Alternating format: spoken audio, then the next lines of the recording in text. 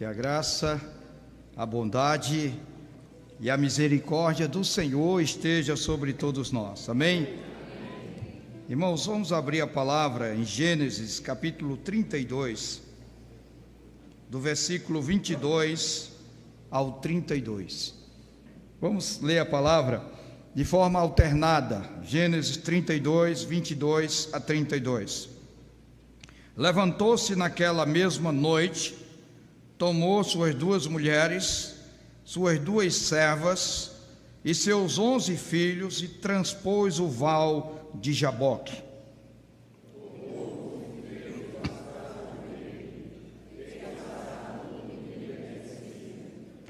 Ficando ele só, e lutava com ele um homem até o romper do dia.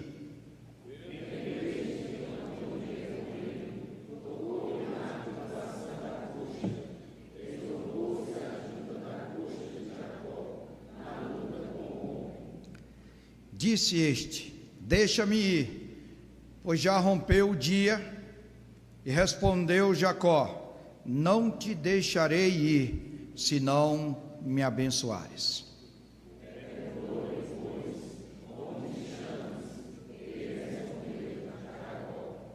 Então disse: já não te chamarás Jacó, e sim Israel, pois como príncipe lutaste com Deus e com os homens, e prevaleceste.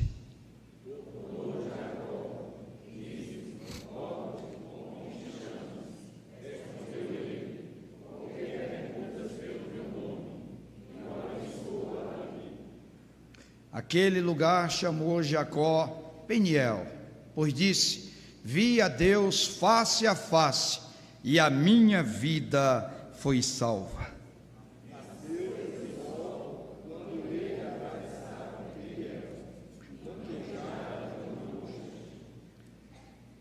Por isso, os filhos de Israel não comem até hoje o nervo do quadril, na articulação da coxa, porque o homem tocou a articulação da coxa de Jacó no nervo do quadril.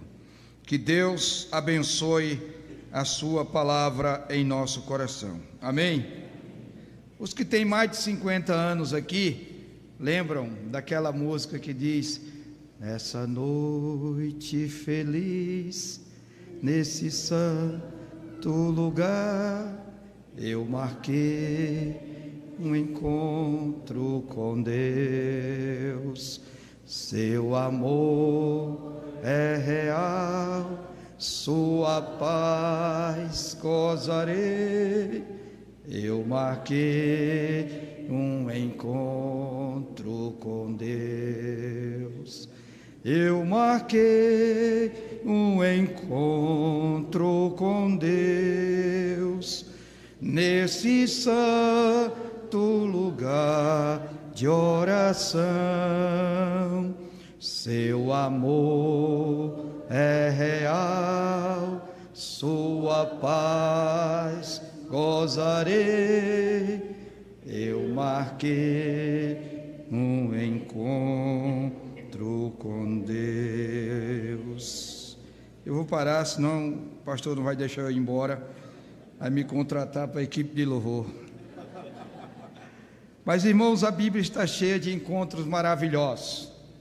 O encontro de Jesus com a mulher samaritana, aquela mulher que tinha sede de ser amada, de ser valorizada, aquela mulher que tinha sede de Deus. E Jesus disse: se você beber da água que eu lhe der, nunca mais terá sede. O encontro de Jesus com Nicodemos, um homem de mente filosófica, teológica, e Jesus olhou para ele e disse: necessário vos é nascer de novo. O encontro do Senhor com o profeta Isaías, ele diz, naquele momento de crise, de luta existencial, e ele estava no templo, e ele disse que viu o Senhor assentado num alto e sublime trono.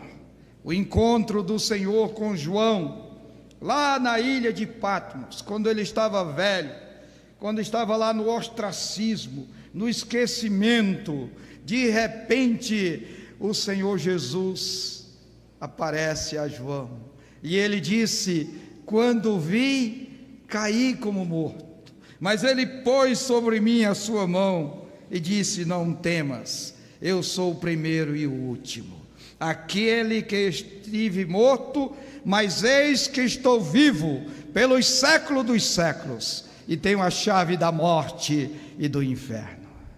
E aqui nós temos o encontro de Jacó com o Senhor Jesus, um momento maravilhoso esse encontro. Jacó era filho de crente, neto de crente. Ele nasceu agarrado ao calcanhar do seu irmão, vivia brigando com seu irmão na barriga da sua mãe. O pastor Alisson orou aqui pelas grávidas, e ela consultou o Senhor, e o Senhor então respondeu a ela: não tendo gêmeos ainda nascido, nem tendo praticado bem ou mal, para que o propósito de Deus, segundo a eleição, ficasse firme, foi dito a ela: o maior servirá ao menor, como está escrito: amei Jacó e aborreci de Esaú. Eles cresceram, e aí Esaú era caçador, era o homem do campo, e certa vez ele foi e não conseguiu nada, caçou e não trouxe nada. E aí, quando ele estava passando, Jacó estava com um guisado gostoso, cheiroso. E você sabe quando que a comida ela é mais saborosa? É quando a gente está com fome, exatamente. É uma maravilha. E aí ele aproximou e disse: me dá um pouco desse guisado. E ele disse: eu troco pela tua primogenitura. E ele então disse: eu estou morrendo de fome, do que me serve a primogenitura? E aí Jacó aproveitou a oportunidade. Depois o pai já estava cansado, os olhos já não estavam enxergando direito, o ouvido já não estava ouvindo, e aí ele disse a Esaú: vai para o campo, traz uma caça, eu já estou perto de morrer, e eu quero te abençoar, mas traz antes um guisado gostoso. A mãe o viu, tramaram contra Esaú e Isaque. Jacó então se vestiu de Esaú.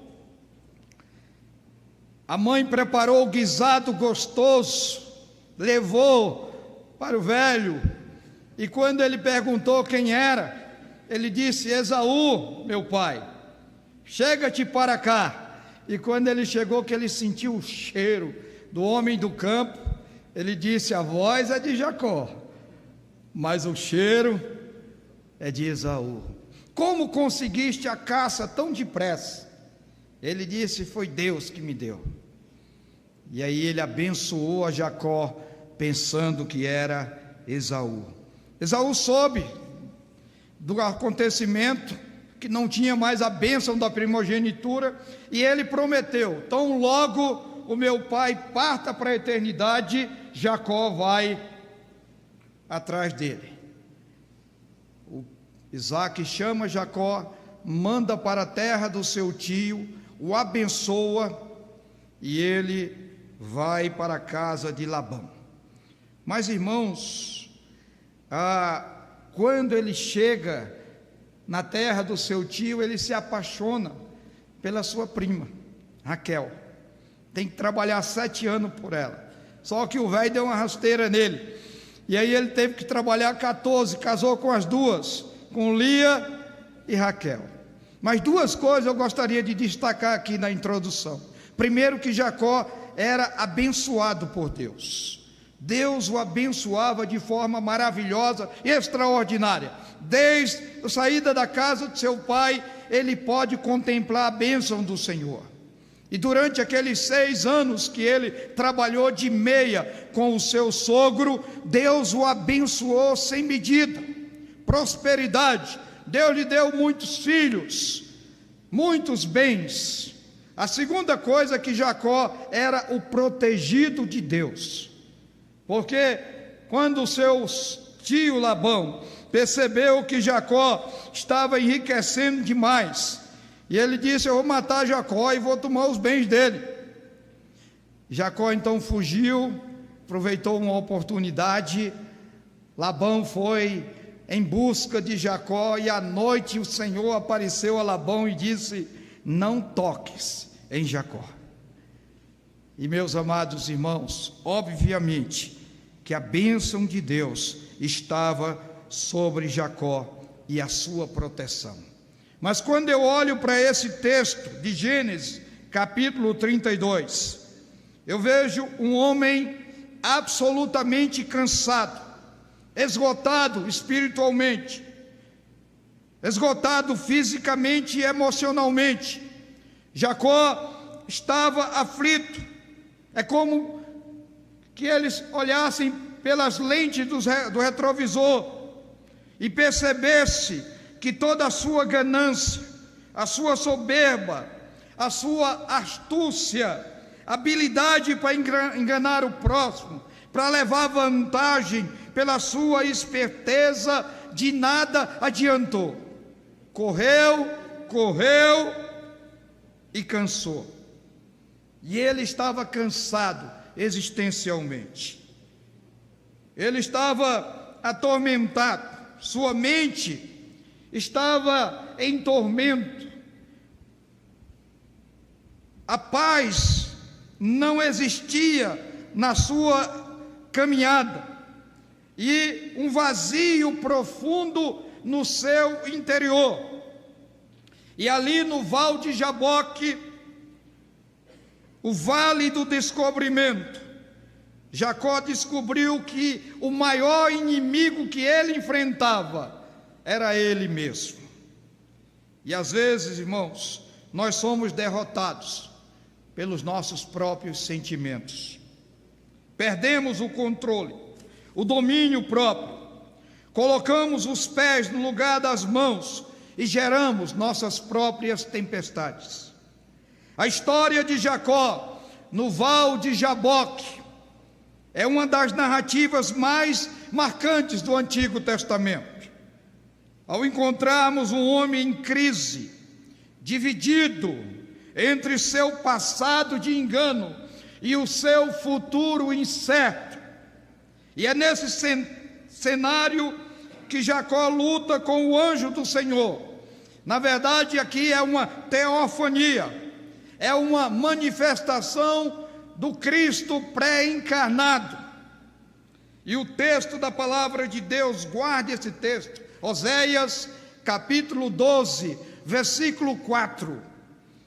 E em Oséias 12, 4 nós temos alguns detalhes desse momento que não está em Gênesis.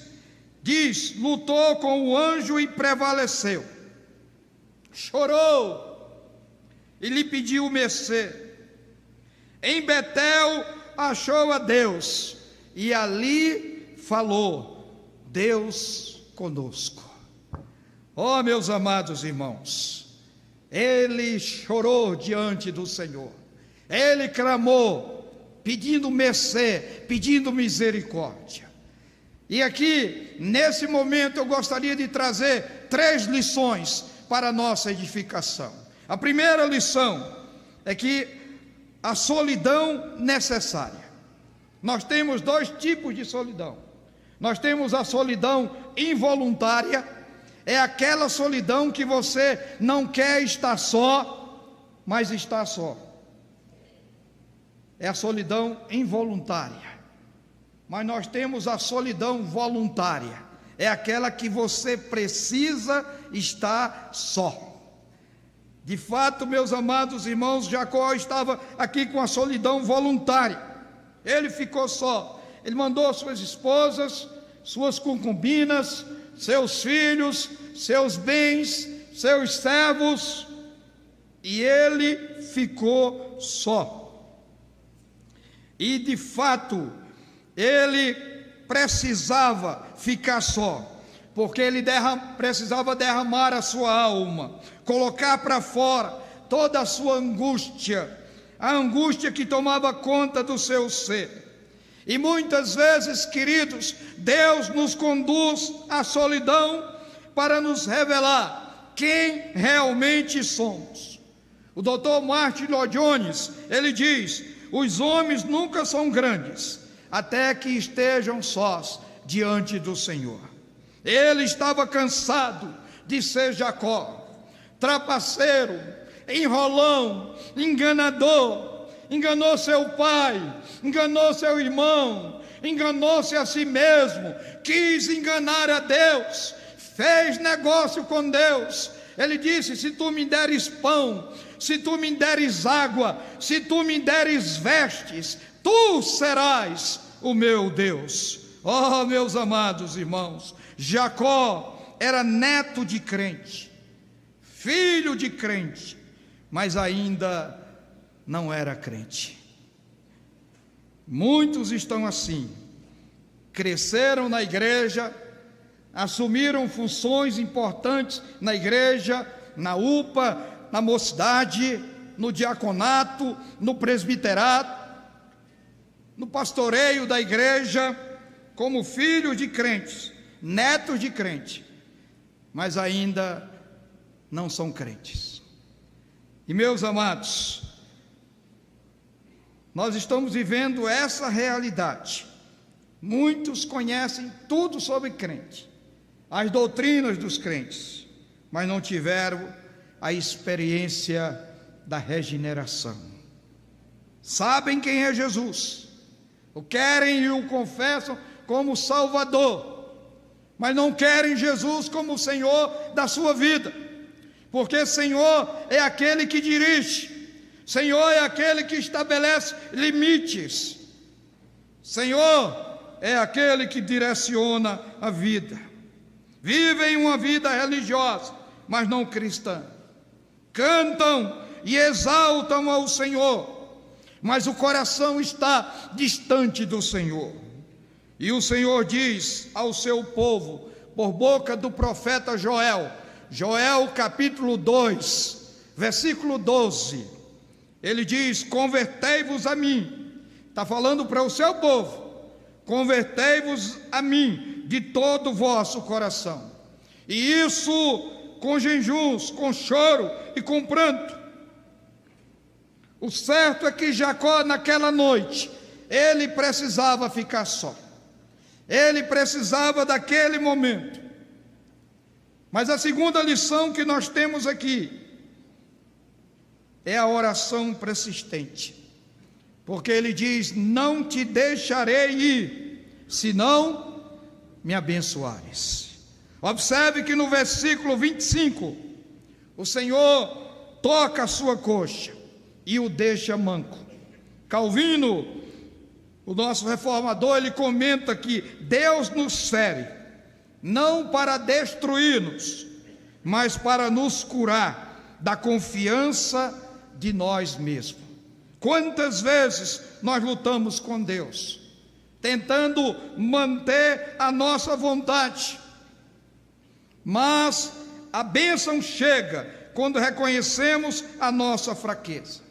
O quebrantamento precede a vitória. Por isso que Davi diz no Salmo 51, que há um coração quebrantado e contrito, não desprezará o Senhor. Não te deixarei enquanto o Senhor não me abençoar. Eu estou cansado de ser Jacó. Eu estou cansado desse vazio existencial. E agora, diante do Senhor, da tua glória, da tua presença, eu descobri que é tudo o que eu preciso. O Senhor é a minha razão de viver. O Senhor é a minha alegria. O Senhor é a fortaleza da minha vida. E diante do Senhor, as minhas fraquezas vão embora. Agostinho diz que a oração é a força do homem. Você ora e Deus manifesta a sua misericórdia. não te deixarei enquanto o Senhor não me abençoar. O profeta Oséias, ele retrata que Jacó, nesse momento da sua luta, da sua persistência em deixar ir o Senhor, não te deixarei, ele faz isso com lágrimas, e são lágrimas de arrependimento.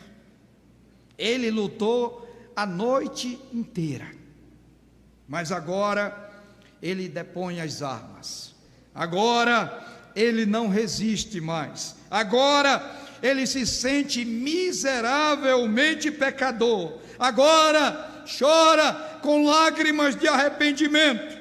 Ele pediu misericórdia, e quem pede misericórdia é quem reconhece o seu estado de miséria, de fracasso, de derrota, e que precisa de ajuda, precisa de socorro, precisa da bênção, precisa de paz. E meus irmãos, as nossas lutas, elas são vencidas aos pés do Senhor. De vez em quando eu encontro um crente que diz assim: cadê você, rapaz? Eu nunca mais vi na igreja. Ah, pastor, eu estou lutando tanto. Se o senhor soubesse como está a luta. Aí eu digo: meu amado irmão, deixa eu só te dar uma notícia boa. Quando terminar essa, vem outra, e depois vem outra. E as lutas não são desculpas para a gente se distanciar de Deus. As lutas são oportunidades para a gente correr para Deus, buscar a presença de Deus. Por isso, meu amado irmão, minha irmã, se você está passando por uma luta, seja ela emocional, espiritual, física ou familiar, quede-se aos pés do Senhor. Clame pela misericórdia de Deus, agarre-se com Deus, lute com Deus e diga: Senhor, eu não te deixarei. Eu passei por uma luta 2 anos atrás, tremenda, terrível, e os cultos de evangelização na rua, maravilhoso, mas eu ficava lá, sentado lá distante.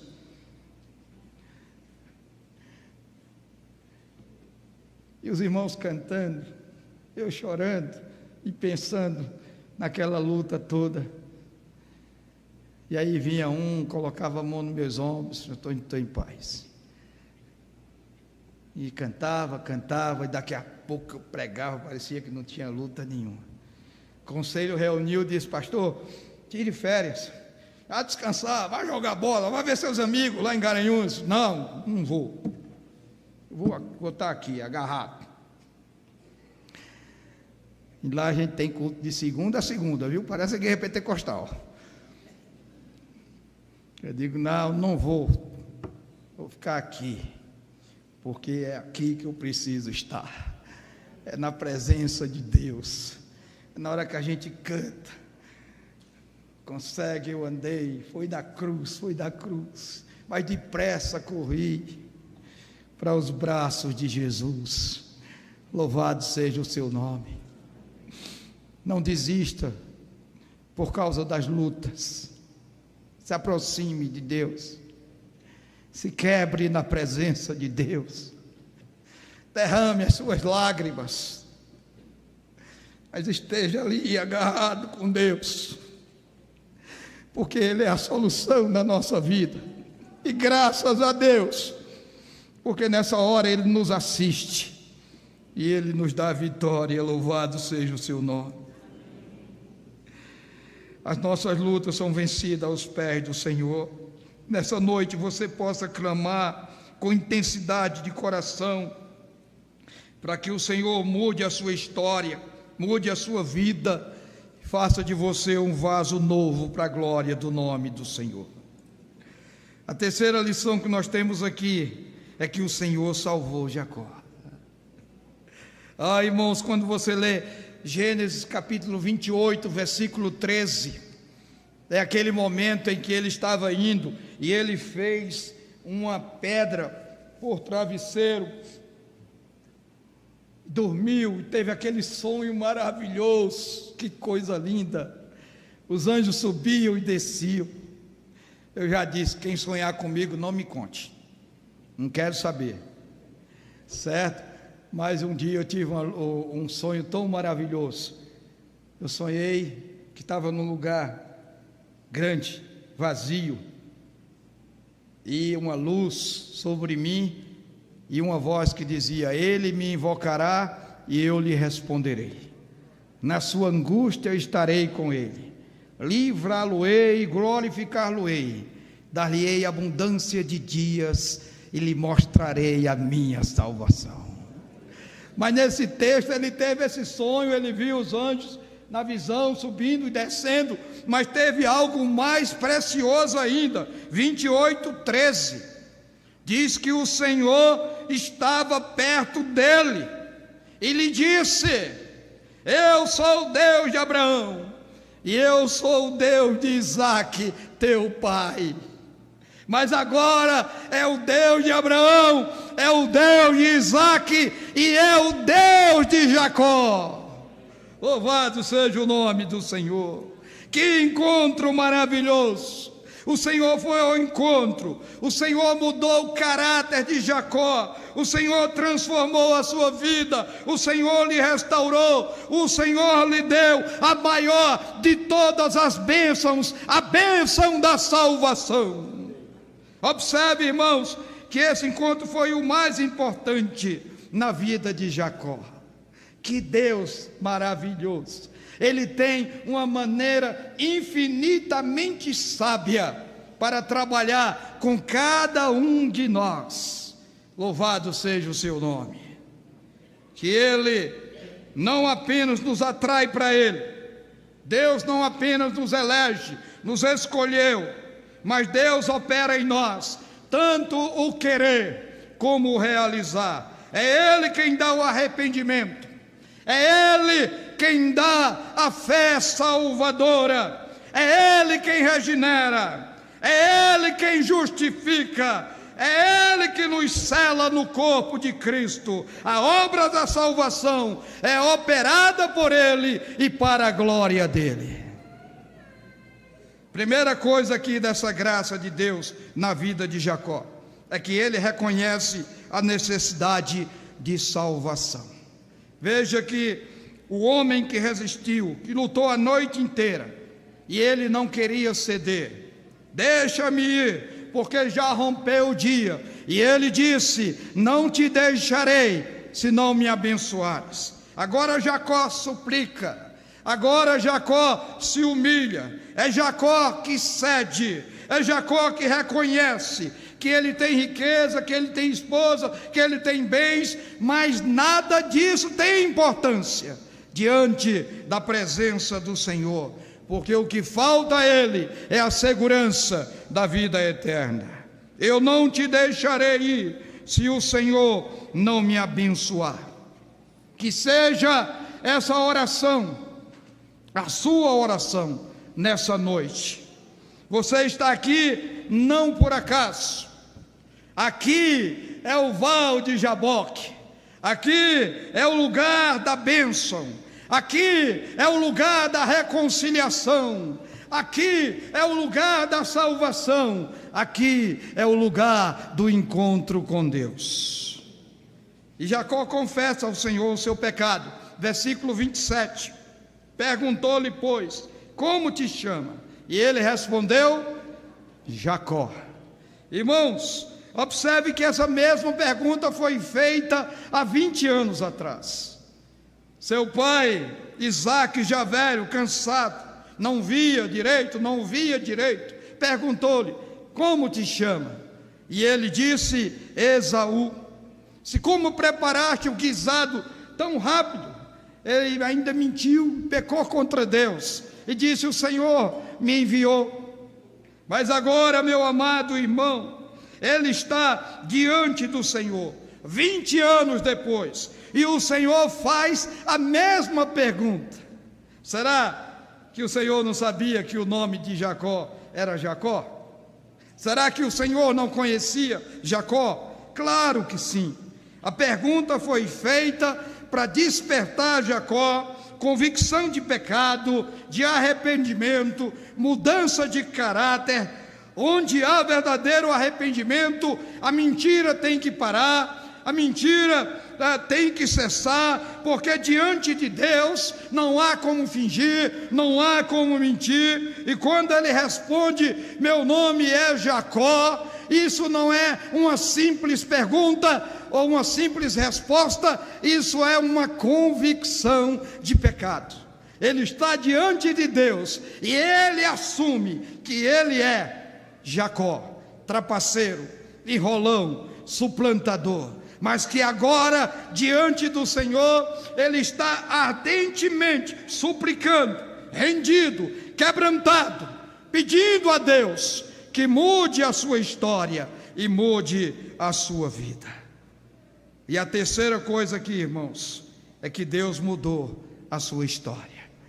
E ele dá testemunho e ele diz: eu vi a Deus face a face, e a minha vida, a minha alma foi salva.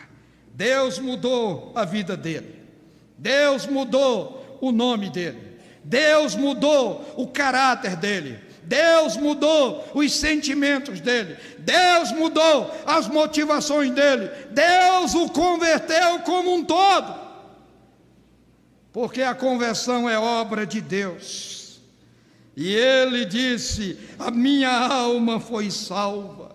E Jesus disse: o que adianta o homem ganhar o mundo inteiro e perder a sua alma?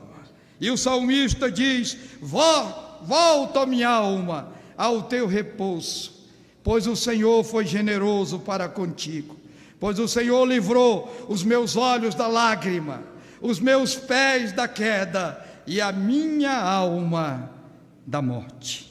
Só Deus pode mudar o nosso viver. Vi a Deus face a face. É aqui que a nossa vida é confrontada. É aqui, na presença de Deus, que nós negamos a nós mesmos. É na presença de Deus que cai por terra todas as nossas estruturas, a nossa soberba, a nossa altivez, o nosso orgulho, nosso senso de justiça. É na presença de Deus que entendemos o sentido da vida e que a paz triunfa em nosso coração.